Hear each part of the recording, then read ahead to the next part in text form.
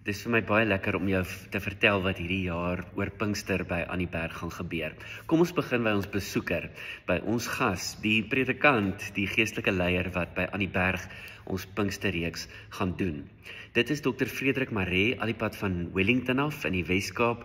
Hy is nie 'n onbekende by ons nie. Hy het al hier gepreek, hy het die kerkraad al begelei in 'n proses om die gemeente beter te kan lei. So Frederik kom hierdie jaar vir Pinkster. So wanneer gaan Pinkster begin? Dit begin Maandag die 2de Junie, 6:00 die aand. Maandag, Dinsdag die 3de, Woensdag die 4de en Donderdag die 5de. Elke keer 6:00 die aand hier in die kerk. Daar gaan sop en brood na die tyd wees. Lekker geleentheid om saam te kuier, om saam te wees. Frederik se tema is ontmoetings met die lewende God. Ek het 'n baie sterk vermoede dat dit ons gaan help om nie net te groei nie, maar ook om 'n dieper bewustheid van God se werk in en by en deur ons te hê.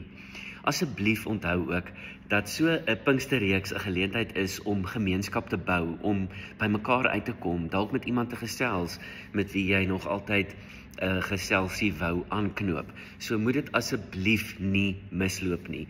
Die 2de tot die 5de Junie, 6:00 in die aand, hier in die gebou. Wat my bewegings oor Pinksteraan betref, ek is van die 31ste Mei af tot die 7de Junie in Pietermaritzburg Noord. Hulle het so 'n bietjie 'n langer Pinkster en dan het hulle daai oggend van die 7de Junie het hulle ook 'n oggendtee. Ek dink is 'n fondsinsameling en ek moet daar ook praat. So ons sien mekaar nog hierdie Sondag, die 25ste Mei, DV, hier vir die erediens. Ek sien uit daarna en dan vertrek ek die 31ste Pietermaritzburg toe vir Pinkster. Intussen wens ek vir jou vrede toe. Ek bid vir jou, ek dink aan jou en mag die Here by jou wees en mag jy dit weet en beleef.